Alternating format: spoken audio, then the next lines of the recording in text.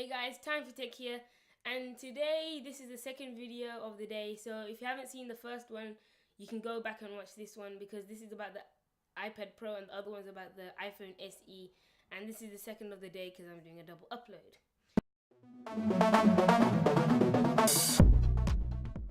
So this is a smaller iPad Pro which was released yesterday.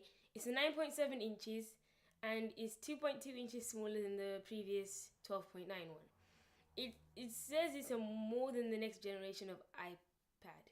It's a more uncompromising vision of personal computing for the modern world.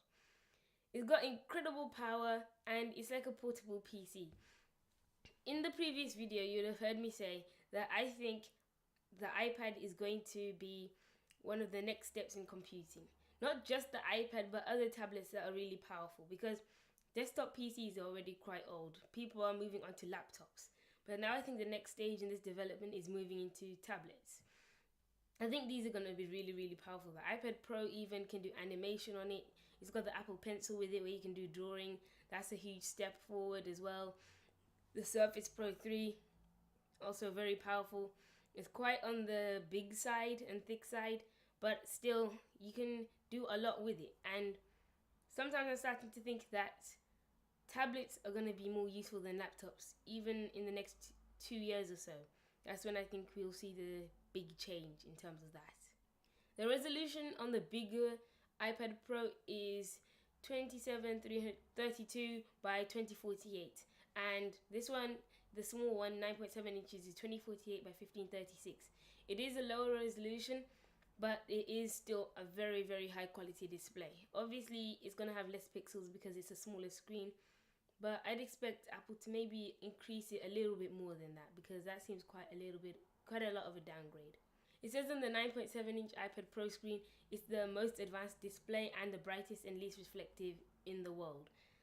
I find it funny how in all of Apple's launches, how they compare their stuff to Microsoft and Android, and then they're saying things like theirs is terrible and all that sort of thing. It just adds a twist to it and shows how much Apple is compared to Android with Samsung and HTC and everything else, Windows.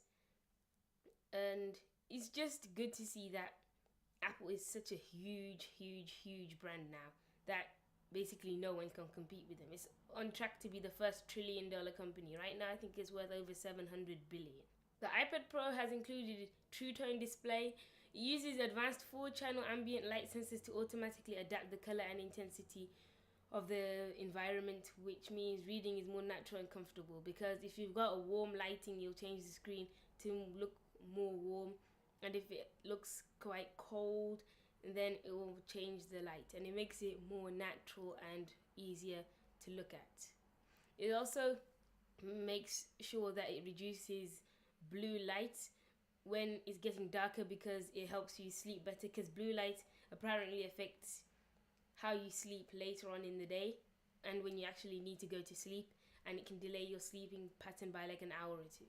So it's got an increased chip. It's got an A9X chip. The X is added on every time. It had an A8X previously, so the X means it's like triple the performance of the A9, which is really quick, because the A9 is really, really fast. But obviously in the iPad Pro you need a lot more speed.